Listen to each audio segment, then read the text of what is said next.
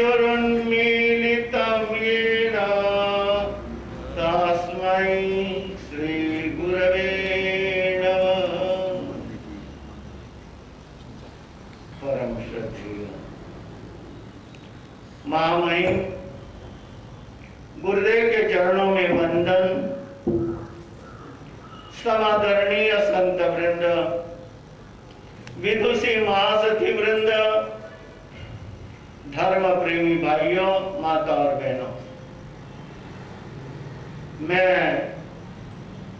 इसके पूर्व प्रवचनों में यही बताते आया हूं कि श्रावक बनने के पहले हमारे अंदर कुछ योग्यता जरूरी है। जैसे बालक स्कूल में जाता है, जाने के पहले ही बच्चों के सामने कुछ प्रश्न किए जाते हैं, उसकी योग्यता देखी जाती है और योग्यता देख करके ही उसको क्या दिया जाता है, एडमिशन दिया जाता है। इसी तरह से हमारे अंदर भी कुछ योग्यताएं होनी आवश्यक है। मार्गानुसारी के जो 35 बोल आचार्य हेमचंद्र ने बताए हैं, इसके पीछे एक ही उद्देश्य है कि वह श्रावक इतना श्रद्धावान तभी बन सकता है जब उसके अंदर ये गुण हो। पहला गुण मैंने बताया था कि नीति से धन का अर्जन करने वाला हो। दूसरा, अच्छे सज्जन व्यक्तियों की स्तुति करने वाला, प्रशंसा करने वाला हो। और अब तीसरा स्तोत्र आपके सामने रखा जा रहा है कि कुलशील समय सार्धम कृतो उद्व्यान्यो गोत्रजयी। बहुत महत्व का यह स्तोत्र है। उन्होंने कहा कि संसार है, जानते ही संसार का रथ 2 पहियों पर चलता है। पति और पत्नी ये 2 पहिए हैं और इन 2 पहियों पर ही गृहस्थ का क्या चलता है, रथ चलता है। दोनों में थोड़ी भी विषमता हो तो क्या हो जाता है, यानी रथ गड़बड़ाया जाता है। यदि दोनों के अंदर कोई विषमता हो तो वह परिवार, वह संसार अच्छे ढंग से नहीं चलाया जा सकता है। इसके लिए हमारे यहाँ पर अतीत के जितने भी तीर्थंकर होकर के गए हैं, यानी श्रावक होकर के गए हैं, आप देखो अनंत श्रावक ने सिर्फ कहते ही कि भाई मैं अभी भगवान से व्रत लेकर के आया हूँ, उनसे श्रावक धर्म को श्रवण करके आया हूँ, मैंने श्रावक धर्म को अंगीकार कर लिया है, तुम भी जाओ और क्या करो, यानी व्रतों को अंगीकार करके आओ। पत्नी भी इतनी आज्ञाकारी थी, पति के थोड़े से आदेश से ही उसने क्या कर लिया है, भगवान के पास में जाकर के उन्होंने 12 व्रतों को अंगीकार कर लिया था। अर्थात वह उतना ही यानी आज्ञा का पालन करती थी, इसीलिए उनका रथ सुंदर ढंग से चलता था। इसलिए हमें देखना है कि संसार का रथ कैसे चल सकता है। बता रहा था कि परिवार के अंदर दोनों के मत एक होने चाहिए। दोनों यानी एक रूप में यदि रहते हैं तो वह संसार यानी प्रसन्न रहता है, आनंदित रहता है। अन्यथा क्या हो जाता है, विषमता नजर आती है। जैसे विषमता नजर आती है तो क्या हो जाता है, वह परिवार अच्छे ढंग से चल नहीं पाता है। इसीलिए नीतिकारों ने सामने बात रखी है कि कुलशील स्तमः, यानी समान कुल और शील वाले के साथ में ही विवाह संबंध किसके साथ में किया जाए। विवाह की पद्धति आप लोगों ने सुनी है कि सबसे पहले किसका विवाह हुआ था, नाभिराज ने यानी ऋषभ देव का सबसे पहले विवाह करवाया था और उससे यह प्रथा प्रारंभ हो गई। और प्रारंभ होने के बाद में आप जानते ही है कितने कितने परिवर्तन आए हैं। किसी जमाने में वह यानी जुबलियों का धर्म चलता था, यानी दोनों पैदा होने के बाद में भाई बहनी आगे जाकर के क्या है थोड़े दिन रह जाते थे और वह यानी सूत्र में बन जाते थे। इसी तरह से आगे दो संतान को जन्म दे करके वे भी चले जाते थे। धीरे धीरे परिवर्तन आता गया और परिवर्तन आने के बाद में कहते हैं कि उस जमाने के अंदर यह नहीं देखा जाता था कि कौन से कुल की है, कौन से गोत्र की है, ये नहीं देखा जाता था। और उसके बाद में धीरे धीरे क्या हो गया है, ऐसे कितने ही उदाहरण आपको देखने को मिलेंगे। राजीमती और रथनेमी, इनका भी यानी दूर से कौन सा रिश्ता था, लंबा चौड़ी बात न कहते हुए वे भी बहुत निकट के थे, फिर भी उनका विवाह हुआ था। पहले यानी मामा की लड़की के साथ में भी विवाह होता था। इस तरह से यानी परिवर्तन होता गया, परिवर्तन होता गया और उसके बाद में परिस्थितियां ऐसी बिगड़ती गई। विवाह संबंध को हमारे यहाँ पर 4 शब्द आए हुए हैं। ये तो कहते हैं कि विवाह यानी किसी कन्या को सम्मानित घर को ले आना और उसको उस जमाने के अंदर विवाह कहा जाता था। फिर दूसरा शब्द आता है कि पाणी ग्रहण, दूसरा आता है परिणय। परिणय का अर्थ होता है कन्या का पूर्ण जीवन का दायित्व अपने ऊपर ले लेना, यानी भविष्य में उसको कुछ भी यानी कार्य में न लगा करके उसका पूर्ण जीवन का वहन कर लेना, यह है परिणय। और तीसरा है पाणी ग्रहण, उसके अंदर भी यही बताते हैं कि संपूर्ण उसके जीवन का यानी भार तो वहन करना ही करना है, साथ ही साथ उसको इस तरह से वचन देना है कि जिंदगी भर में तुम्हें अच्छी तरह से निभाऊंगे। इस तरह से ये तीसरा शब्द है। और चौथा है उद्वहन। यहाँ उद्वहन आ गया है, इसीलिए यानी बड़ा सम्मान के साथ में कन्या को घर लेकर के आना, यह उद्वहन होता है। तो कौन सी कन्या को लाना है, क्या करना चाहिए, इसके लिए यहाँ पर बताया है। मैं बता रहा था कि पहले जमाने में यह सब कुछ नहीं देखा जाता था। आपने सुना होगा कि शास्त्र के अंदर यानी हमारे यहाँ यानी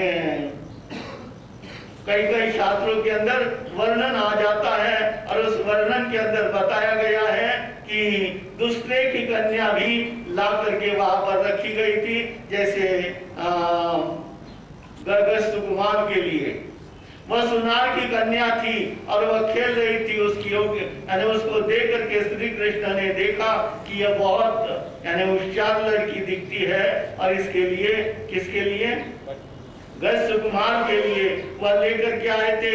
वहां पर उन्होंने क्या है कि वो नहीं देखा था, परंतु आगे जा करके विक्रमादित्य के समय में यह निश्चित हो गया कि किसके साथ में विवाह करना चाहिए। और आज जो तफावत नजर आती है, इसका एक ही कारण है कि कौन से कुल की आ जाती है, कैसे आ जाती है। और आजकल तो क्या हो जाते हैं, यानी अंतर जातीय विवाह होने लग गए हैं। उसका दुष्परिणाम, एक दिन एक डॉक्टर के सामने मैंने पूछा कि भाई ये अंतर जातीय विवाह होता है, इसके लिए आपकी क्या मान्यता है। उन्होंने कहा ये बहुत गलत हो रहा है, क्योंकि यदि परस्पर उनका यानी धर्म से कर्म से यदि उनका कार्य यानी वो नहीं है, आपस में जुड़ता नहीं है, तो आगे जाकर के उसके दुष्परिणाम भी बहुत कुछ हो जाते हैं। इसके लिए उन्होंने भी ये बताया था ये सभी परंपराएं बिल्कुल गलत है। तो मैं बता रहा था कि यहाँ पर जो सूत्र दिया गया है विक्रमादित्य के समय की एक कहानी जो मैंने कुछ दिन पहले पढ़ी थी। उसके अंदर ये बताया गया है कि विक्रमादित्य ने निश्चय कर लिया कि ऐसे ही कुलों के अंदर शादी होनी चाहिए। परस्पर में दो सेठ नजदीक आजू बाजू में रहते थे, दोनों संपन्न थे, आर्थिक दृष्टि से इतने संपन्न थे, दोनों की विदेशों के अंदर भी व्यापार चलता था और दोनों को शादी हुई थी। आपस के अंदर इतना दोनों का प्रेम था और प्रेम होने के कारण से उठते बैठते हमेशा एक दूसरे के साथ में बातचीत करते थे। तो करने के साथ कभी कभी साथ में ही बैठ करके खाना खाते थे। उन्होंने देखा अपना यह प्रेम निरंतर आगे भी बढ़ता रहे, इसके लिए उन्होंने ये निश्चय किया कि यदि तुम्हारे घर में कन्या पैदा हुई और मेरे घर में यदि लड़का हुआ तो दोनों की शादी हम करवा देंगे। यद्यपि दोनों की पत्नियां गर्भवती थी और गर्भवती होने के कारण से दोनों ने निर्णय कर लिया था यदि एक कन्या तुम्हारे यहाँ हो गई या इसके घर में हुई तो हम एक दूसरे के साथ में संबंध जोड़ लेंगे। ये बात निश्चित हो गई, तय हो गई और तय होने के बाद में एक के घर में कन्या जन्मी थी, एक के घर में पुत्र जन्मा था। शादी यानी क्या हो गया, दोनों का निश्चय हो गया कि आगे जाकर के हम एक दूसरे के साथ में संबंध हमारा जुड़ा रहे, इसके लिए शादी कराएंगे। और खूब अच्छी तरह से बाल्यकाल के अंदर ही, बचपन के अंदर ही उन्होंने क्या कर लिया है, सगाई कर ली है। सगाई कर ली, करने के बाद कहते हैं कि ये के अंदर दोनों के अंदर दोनों संपन्न थे, परंतु एक का आर्थिक दृष्टि से पर्दा खाली पड़ने लग गया है, आर्थिक दृष्टि से कमजोर होने लग गया है, कुछ नुकसाने लग गई है, कुछ व्यापारियों ने कह दो, नौकरों ने कह दो, जो कुछ खाना था वो खा लिया है और इस कारण से एक व्यक्ति आर्थिक दृष्टि से कमजोर पड़ गया है, गरीब बन गया है। अब गरीब बनने के बाद में वो श्रीमंत लड़का यानी श्रीमंत परिवार का व्यक्ति सोचने लग गया, इस गरीब घर के अंदर मैं अपनी लड़की दे करके उसको दुखी नहीं बनाना चाहता।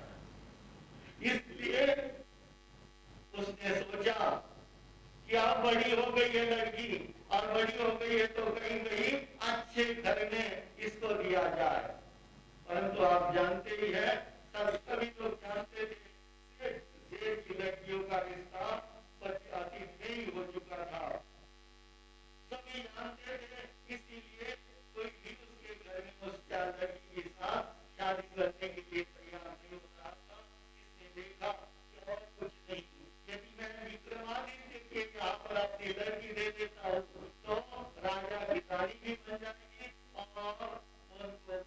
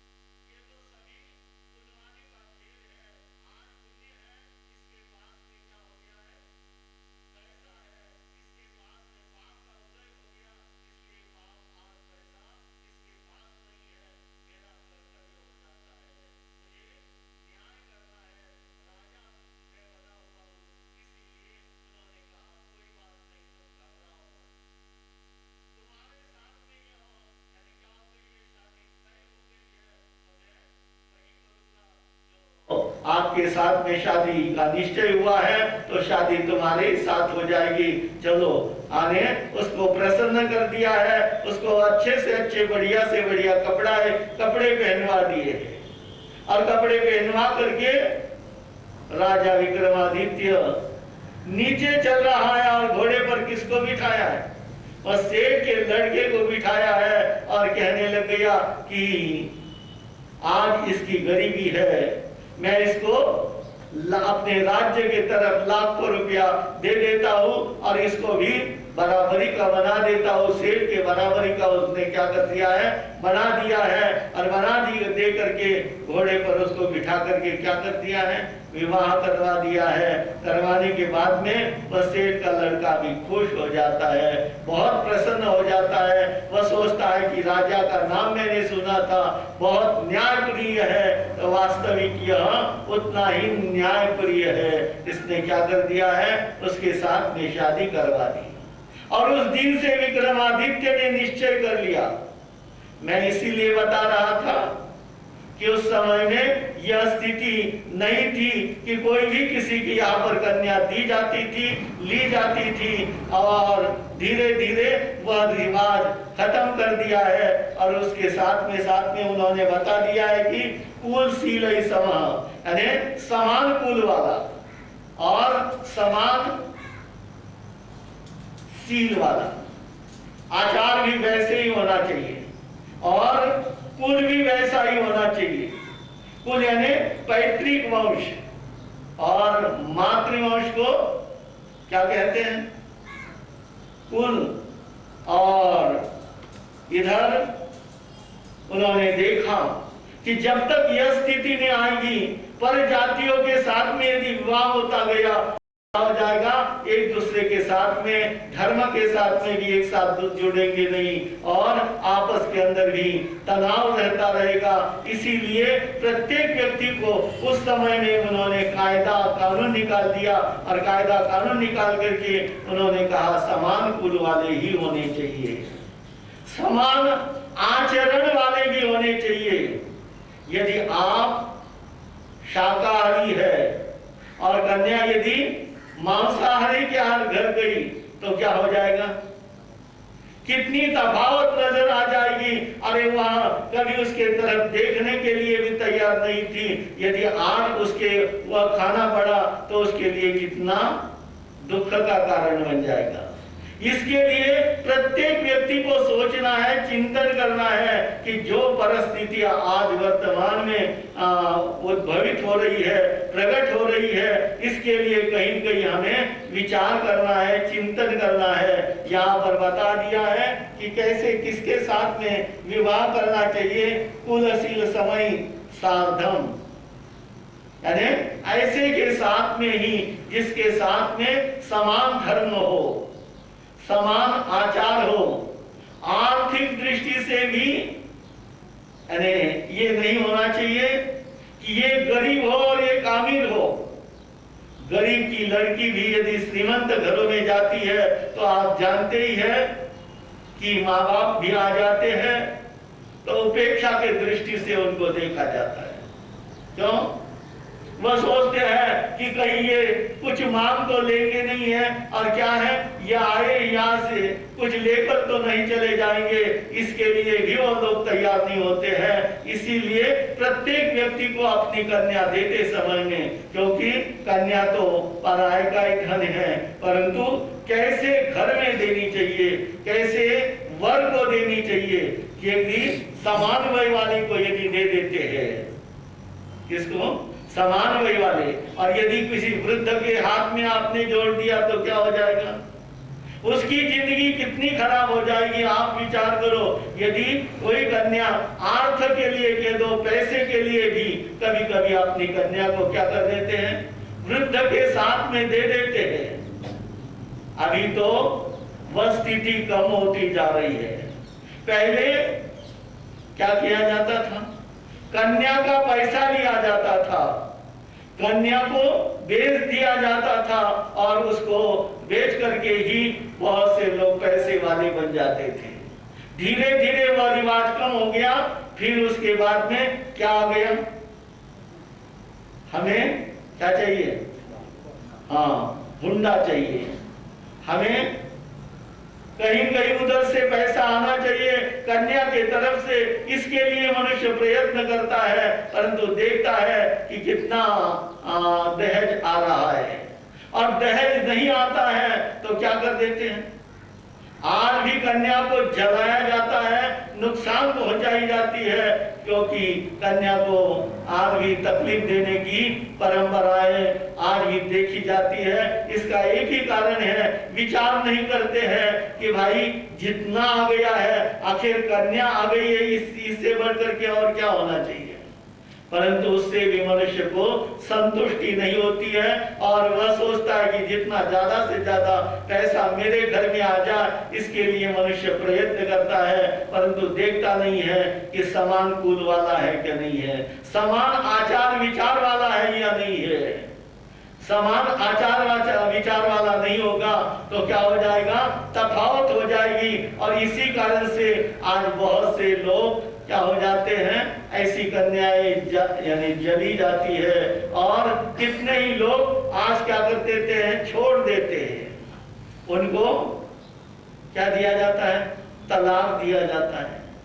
तलाक देने की परंपरा पहले अतीत में आप देखो, उच्च घरों की कन्या जो कन्या आ जाती थी, कभी तलाक देने की बात नहीं है। वह सुख में हो दुख में हो, कभी भी उनको अपने पियर वाले लाते नहीं थे कि कोई नहीं है, आज नहीं तो कल ठीक हो जाएगा। परंतु आज क्या हो जाता है, थोड़ा सा भी कुछ हो गया, लड़की को थोड़ा सा कष्ट हो गया, कहते हैं कि हम अपने उस घर में अपनी लड़की नहीं रखेंगे, ले आ जाते हैं, फिर दूसरी शादी करवा देते हैं। ऐसी परिस्थितियां न आने, इसके लिए ही मैंने पहले ही कहा था, विक्रमादित्य ने कर लिया था कि हमें भी क्या करना है, राज्य के अंदर ऐसी ही परिवार के अंदर शादी हो जाए जिसका समान कुल हो, समान आचार वाला हो। इसलिए उन्होंने ये किया, वह कायदा किया था। तो इसी के अनुसार यहाँ पर आचार्य ने, हेमचंद्र आचार्य ने बताया है कि उद्वहन यदि करना है, शादी करनी है, तो ऐसे कुलों में ही तुम शादी करो, ऐसे घर में ही लड़की दो कि जो अपने बराबरी का हो, ना अपने से बहुत ऊंचा हो, ना बहुत ज्यादा पढ़ा लिखा भी हो। यदि वह लड़की कम बड़ी हो और लड़का अधिक पढ़ा होगा तो भी क्या हो जाता है, आपस के अंदर उनका यानी अच्छा बनाव नहीं रहेगा। उसी तरह से कन्या ज्यादा पढ़ी हो और लड़का कम पढ़ा होगा तो भी यानी तफावत नजर आ जाएगी। इसके लिए समानता होनी बहुत आवश्यक है, और समानता तभी मानी जाएगी कि जब उनके अंदर समान आचरण हो।